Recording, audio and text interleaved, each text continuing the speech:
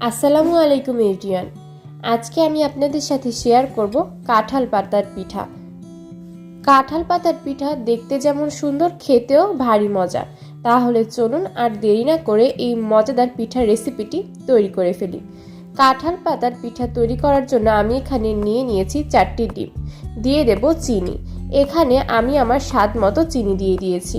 আপনারাও আপনাদের ইচ্ছে মতো চিনির পরিমাণটা বাড়িয়ে বা কমিয়েও দিতে পারেন। দিয়ে দেব স্বাদ মতো লবণ।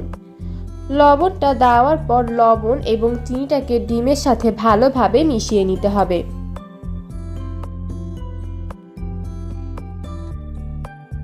দিয়ে দেব সামান্য পরিমাণ কুসুম গরম পানি। পানিটা দেওয়ার পর পানিটাকে ডিমের সাথে ভালোভাবে মিশিয়ে নিতে হবে। দিয়ে দেব 3 কাপ পরিমাণ ময়দা। ময়দাটা দেওয়ার পর ময়দাটাকে ডিমের সাথে ভালোভাবে মিশিয়ে নিতে হবে।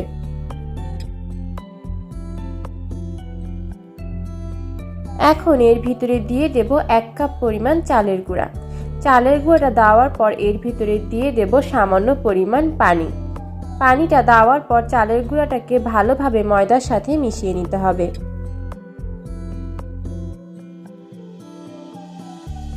পিঠার মিশ্রণটা তৈরি হয়ে গেছে এবং পিঠার মিশ্রণটা খুব পারফেক্টভাবে তৈরি হয়েছে। এখন আমি পিঠাটাকে ভেজে নেব। পিঠা ভাজার জন্য আমি এখানে নিয়ে নিয়েছি পরিমাণ মতো তেল, নিয়ে নিয়েছি কাঁঠাল পাতা। এখন কাঁঠাল পাতাটাকে আমি মিশ্রণের সাথে ভালোভাবে মাখিয়ে নেব।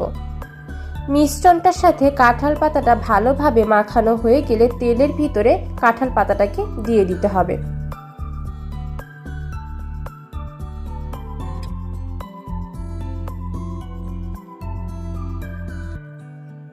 পিঠাটা ভাজা হয়ে গেছে। এখন আমি কাঁঠাল পাতার পিঠাটাকে আবারও ময়দার মিশ্রণের ভিতরে দিয়ে ভালোভাবে ময়দাটা মাখিয়ে তেলের ভিতরে ভেজে নেব। কাঁঠাল পাতার পিঠাটাকে 5 থেকে 6 বার ময়দার মিশ্রণের ভিতরে দিয়ে ভাজতে হয়। তাহলে কাঁঠাল পাতার পিঠাটা ভারী হয় এবং দেখতেও সুন্দর হয়। এখন আমি তেলের ভিতরে পিঠাটাকে আবারও ভেজে নেব।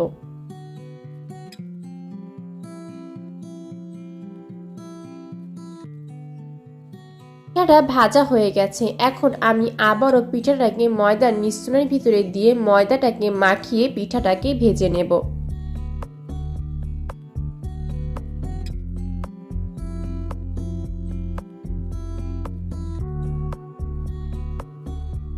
পিঠাটা ভাজা হয়ে গেছে। এখন আমি পিঠাটাকে নামিয়ে ফেলবো। সেম ওয়েতে আমি বাকি পিঠাগুলো ভেজে নেব। ফার্স্ট টাইম আমি পিঠাটাকে যেইভাবে ভেজেছি, সেকেন্ড টাইমও আমি পিঠাটাকে সেইভাবেই ভেজে নেব।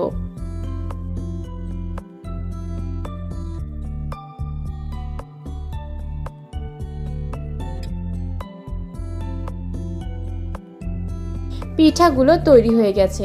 এখন একটি ছুরির সাহায্যে আমি পিঠাগুলোকে কেটে নেব।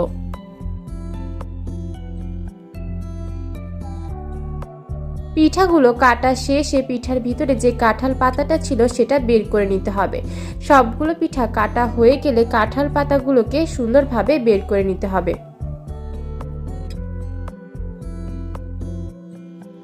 পিঠাগুলো আলহামদুলিল্লাহ অনেক নরম হয়েছে এবং দেখতে যেমন সুন্দর হয়েছে, খেতেও অনেক মজা হয়েছে। তৈরি হয়ে গেল মজাদার কাঁঠাল পাতার পিঠার রেসিপি। তাহলে আর দেরি কেন, এখনই তৈরি করে ফেলুন এই মজাদার কাঁঠাল পাতার পিঠার রেসিপি। আজ তাহলে এই পর্যন্তই। আবার কোনো একদিন আপনাদের সামনে হাজির হয়ে যাব অন্য কোনো এক মজাদার রেসিপি নিয়ে। আপনারা যারা এখন আমার চ্যানেলটি সাবস্ক্রাইব করেনি তারা প্লিজ আমার চ্যানেলটি সাবস্ক্রাইব করে দিবেন। পাশে থাকা বেল আইকনটি ক্লিক করে দিবেন এবং ভিডিওটি যদি ভালো লেগে থাকে তাহলে ভিডিওতে অবশ্যই একটি লাইক দিবেন। আল্লাহ হাফেজ।